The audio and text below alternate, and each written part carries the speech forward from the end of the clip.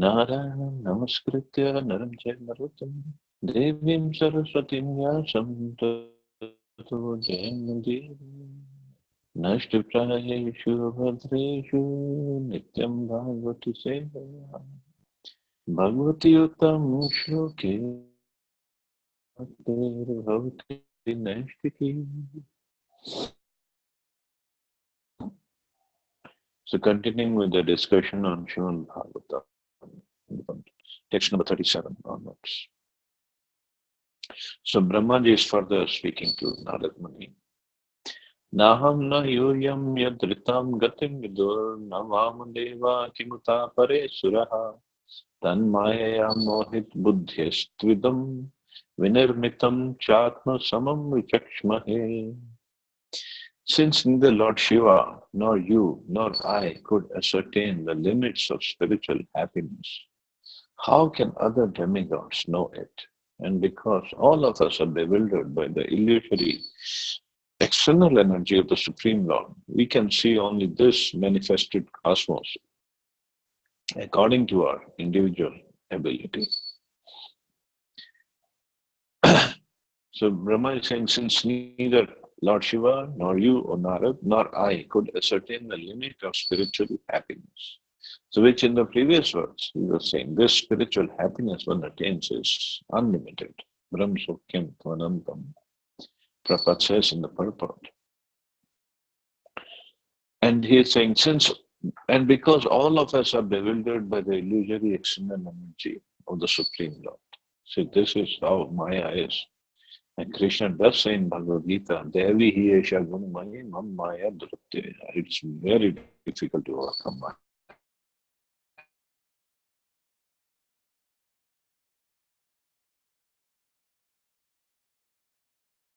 Yanti yat Surya, Muyanti means all the Surya means the demigods.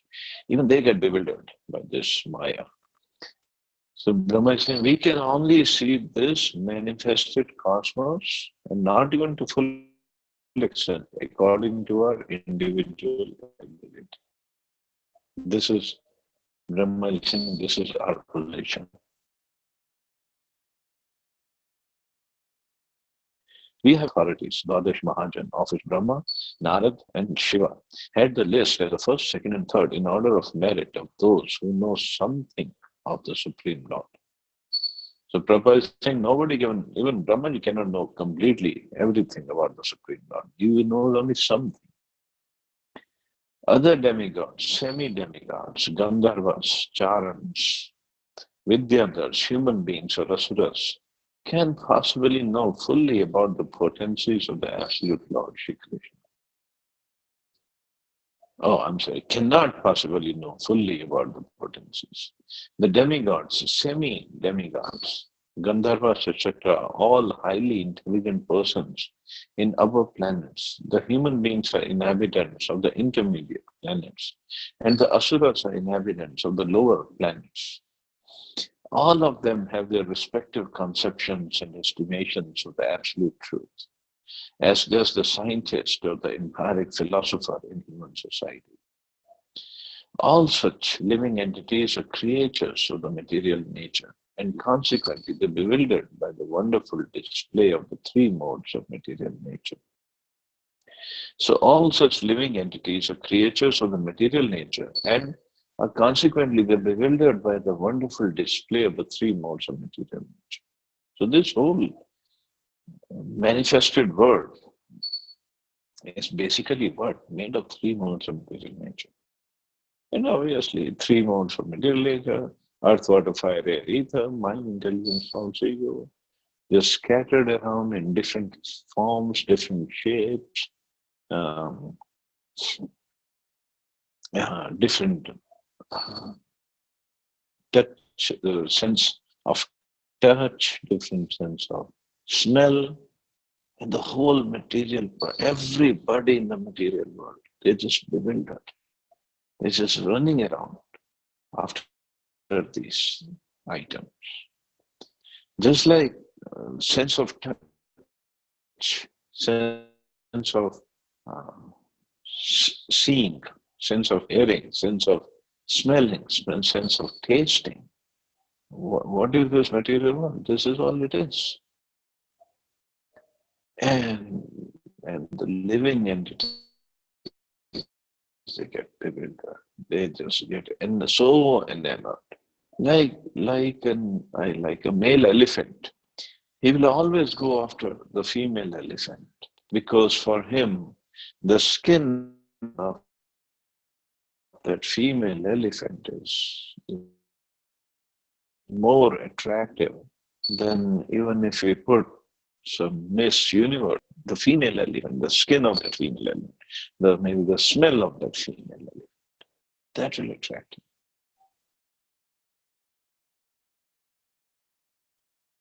And he gets bewildered. Similarly, so we get bewildered, we get enamored, we get conditioned, we get bound by all our senses, whether it is skin, touch, whether it is sound, whether it is shade, whether it is smell, whether it is taste. So we get bound by all of them. This is all it is. Material world is what? It's just combination of all these things. But when we are into this, we feel there is nothing better, nothing more attractive, nothing more powerful than this. Such bewilderment is mentioned in Bhagavad Gita. Tribhir gunamaya bhaverevi samam idam jagat. Every entity, beginning from Brahma down to the end, is individually bewildered by the three modes of material nature, namely goodness, passion, and ignorance. Everyone thinks in terms of individual capacity that this universe, which is manifested before us, is all in all. And so the scientist in the human society of the 20th century calculates the beginning and end of the universe in his own way. But what can the scientist know?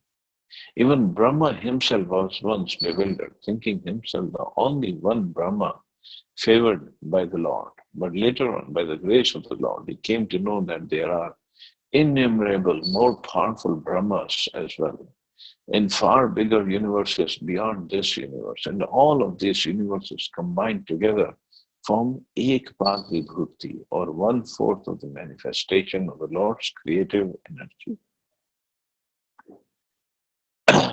So this Brahma, Prabhupada is mentioning that he once became bewildered. So what had happened? Our Brahmaji, he had gone to Dwarka to see Krishna or something. And Krishna knew Brahmaji is becoming little proud. So through his doorkeeper, Krishna sent him a message. Brahmaji went and the doorkeeper stopped him. He said, "Who are you?" Brahmaji, "You don't know who am I? I'm Brahma." So the doorkeeper said, "Okay, you just wait here. You sit in the lobby, let me go ask Krishna." So the doorkeeper went inside. Krishna sent a message through the doorkeeper. "Which Brahma?" And the doorkeeper asked him this, "Which Brahma are you?" And Brahmaji got bewildered. In this universe, there is no other Brahma. There's only one Brahma. And he was little bewildered and proud. And he said, "What do you mean, which Brahma? I'm the four-headed Brahma. Let Krishna know that I'm waiting for him." So the doorkeeper went inside, told Krishna. Krishna said, "Okay, just ask him to wait." And Krishna, in the meanwhile, called from all the materials, all Indras,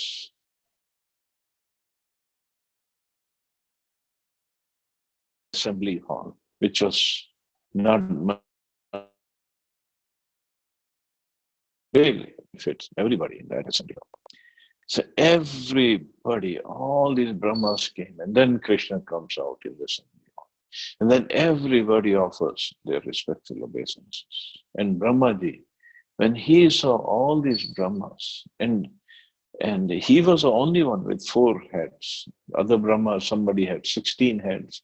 Somebody had 64 heads, somebody had 100 heads, somebody had millions of heads. And he was really shocked to see everybody. And it is said that Brahmaji, he felt like he was like a uh, little, what do you call it? Khargosh, little hare in front of big elephants. So obviously his pride was completely shattered by Krishna. And Krishna does that for his devotees. And then Krishna sent back all the Brahmas, all the Shivas, and then he asked Brahmaji, okay, you were here asking for something, what is it? Then they had their whatever dealing. So that's what Prabhupada is referring to, that even our Brahmaji, he got bewildered and Krishna showed him who is he. So for anybody to know Krishna or anybody to know the extent of this universe it's impossible.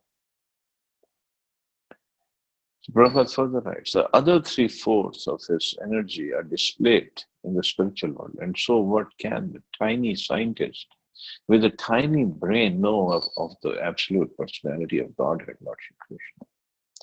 The Lord says, therefore, Mohitam Nabhijanati Mamibhya Paramabhya. Bewildered by such modes of material nature, they cannot understand that beyond these manifestations is a supreme person who is the absolute controller of everything. Brahma, Narad, and Lord Shiva know about the Lord to a considerable extent, and therefore one should follow the instructions of these great personalities instead of being satisfied with a tiny brain and its playful discoveries such as spacecraft and similar products of science. As a mother is the only authority to identify the father of a child, so the mother Vedas, presented by the recognized authorities such as Brahma, Narada, Shiva, is the only authority to inform us about the absolute truth. So Prabhupada is writing that all these tiny scientists with their tiny brains, how can they understand the extent of the universe or what Krishna? They cannot. There's no way possible. So only way is to get the information from the Vedas through a bona fide spiritual master and accept it as it is. And then we can know about the universe, about the different planets, the life on different planets, and so on and so forth. Text number 38. Yasyavatar karmani gayanti hi asmadadaya nayam vidanti tattvena tasmai bhagavate namaha. Let us offer our respectful obeisances unto that Supreme Personality of Godhead, whose incarnations and activities are chanted by us for glorification, though he can hardly be fully known as he is. So now Brahmaji is making an introduction to the next chapter. So now he's saying, let us offer respectful obeisances unto the Supreme Personality of Godhead. Because next chapter is about different incarnations of Krishna and their activities, whose incarnations and activities are chanted by us for glorification, though he can hardly be fully known as he is. It is said that the transcendental name, form, quality, pastimes, paraphernalia, personality, etc. cannot possibly be perceived by the gross materialistic senses. So these are all transcendental. Everything about Krishna is transcendental. And we cannot perceive it by our material senses. But what can be done? But when the senses are purified from the sweet of the holy day, the Lord reveals himself proportionately to the advancement of the quality of devotional service. So the quality of devotional service, the kind of service we do, with what mood, with what consciousness, with what intention, then we become proportionately purified, and Krishna, by his mercy, he reveals to us his qualities, his form, his pastimes, paraphernalia, everything. One should not expect the Lord to be an order supplying agent who must be present before us as soon as we desire to see him.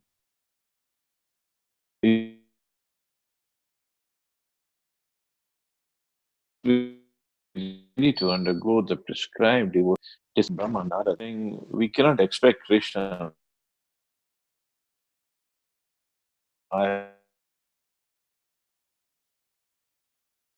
I've been chanting for like taking or chanting. You've been good. Not going to happen like that. It's all up to Krishna and up to our intensity of devotion service.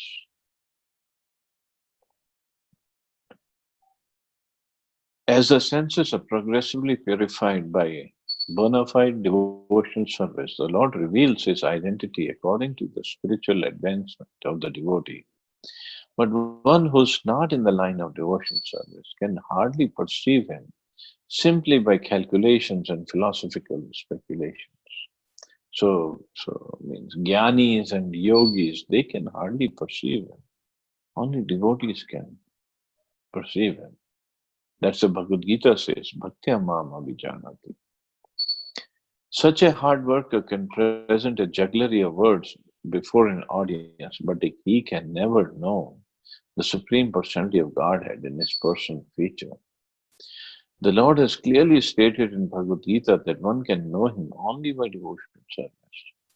No one can know the Lord by any puffed up material process of challenge, but the humble devotee can please the Lord by his earnest devotional service.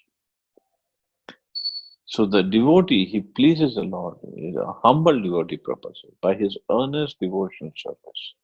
And when the Lord is pleased, he can manifest anything to that devotee. Thus the Lord reveals himself proportionately before the devotee. Lord Brahma therefore offers his respectful obeisances as a bona fide spiritual master and advises us to follow the process of Shravan and Kirtan. So simply by this process, or simply by hearing and chanting the glories of the activities of the Lord's incarnation, one can certainly see within himself the identity of the Lord. So this is very important. Like Brahmaji is saying, and we should follow it, that by properly engaging ourselves in Shravan and Kirtan, hearing and chanting, one can get his senses purified to see the Lord. Of course, the Lord will reveal himself to that person.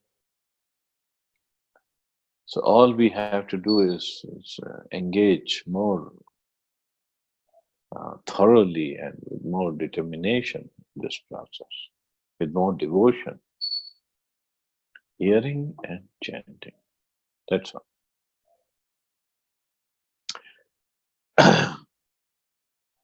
So Prabhupada further quotes the words. The conclusion is that one cannot know the Supreme Personality of Godhead fully by any method, but he can be seen and felt partially by the devotional service process of hearing, chanting, etc. Text 39. Saeshadya Purusha Kalpe Kalpe Srijati Ajaha Atmatmanyatmanatmanam Sasayachati Paticha.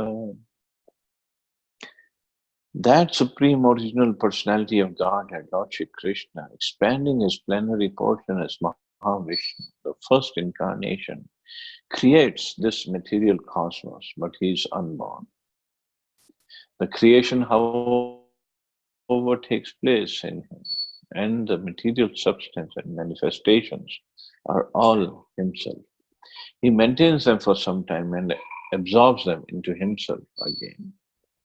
So Brahmaji is first he is talking about Mahavishnu, the plenary expansion of Krishna.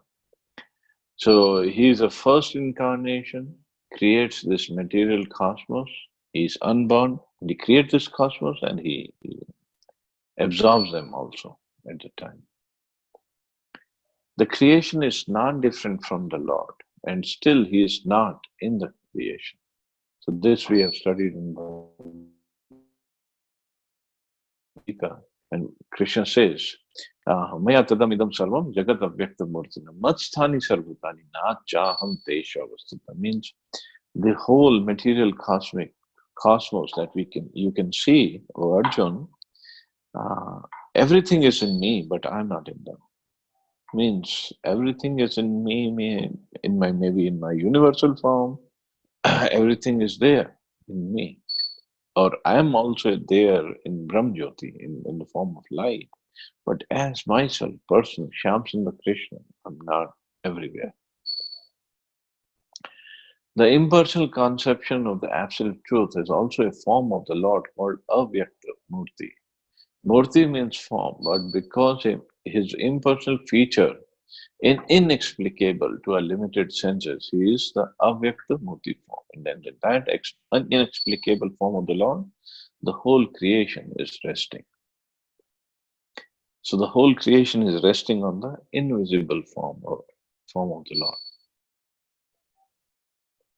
But simultaneously, he is the original personality of God as Shri Krishna, is aloof from the created manifestation. So he himself, as Shyamsundar Krishna, is aloof, is distant, is different from this manifestation. The impersonalist gives a stress to the impersonal form or feature of the Lord and does not believe in the original personality of God. But the Vaishnavas accept the original form of the Lord, of whom the impersonal form is merely one of the features. So this fight between impersonal and personal has always been going on. Which one is more important? So Krishna has explained in the 12th chapter of Bhagavad Gita that my personal form is more important. One should uh, have a link with that one only. So I'm going to skip some of the paragraphs. So this Mahavishnu is the first incarnation of the creation, and from him all the universes are generated and all material manifestations are produced one after another. The causal ocean is created by the Lord as a Mahat Tattva, as a cloud in the spiritual sky, and only a part of his different manifestations. The spiritual sky is an expansion of his personal rays, and he is a Mahatattva cloud also. He lies down and generates the universes by his breathing, and again by entering into each universe. As Garbhadaksha Vishnu, he creates Brahma, Shiva, and many other demigods for the maintenance of the universe, and again absorbs the whole thing into his person, as confirmed in Bhagavad Gita. So this is what Mahavishnu's activities are. He produces all the universes and he annihilates them, and he enters each and every universe and expands himself as Garbhadaksha Vishnu. And then the whole creation within the universe starts. So these are the activities, these are the duties of Mahavishnu. The conclusion is that these are all but display of the Lord's inconceivable personal energies, of which no one can have any full information. This point we have already discussed. So nobody can have the full information of Krishna's personal energies. Even the material energy of Krishna, we cannot have full knowledge of that. How many universes, how each and every universe works, how he takes care of his of people who are atheistic, people who don't believe in him, and people who are devotees, how he takes care of everything. So it's very hard for us to understand. But whatever Prabhupada has explained, it, it makes it easier. That's all. So anyway, I'll stop here. See anybody has any questions or comments.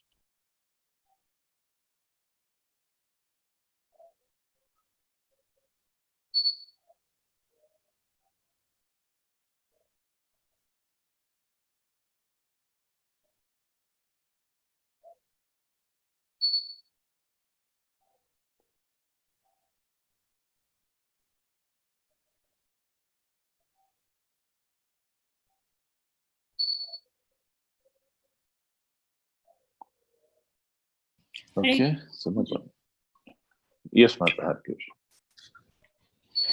Okay, it was a very wonderful class. In the beginning, what I have understood about the pride, I wanted to know, like, while chanting Hare Krishna Mahamantra, what should be the actual prayer so that we should never have that pride feeling in our mind and heart? Because slowly and gradually, when we tend to absorb more lot of knowledge, pride comes automatically. It happens. So, is there any specific prayer we should do every day so that we should never have that kind of feeling? Um, See, this prayer, this Hare Krishna Mahamantra itself is a prayer. When we are praying to Radha and Krishna and begging them to please engage me in your service. So if we uh, kind of delve on the meaning of this chanting while we are chanting, meaning of this Mahamantra, then there won't be any pride. We are basically begging Radha and Krishna that I've been serving Maya for so many lifetimes. Now, please engage me in your service.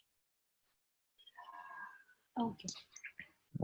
So, whatever knowledge we can beg them that whatever knowledge I have, please allow me to use it in your service, or whatever capabilities we have. And we can also acknowledge that it is by your mercy I have these capabilities. Now, please allow me to use it in your service, to use them in your service. Okay. So that should be the mood. Mood should be of humility, actually. Danya. Then we surrender. Right. Is that okay? Thank you, Prabhuji. Yes, Prabhuji. Okay. Thank you, Mata. So you all have a wonderful day. Hare Krishna. Jai Shri Prabhupada. Hare Krishna, Prabhuji. Thank you so much. Jai Shri Radha.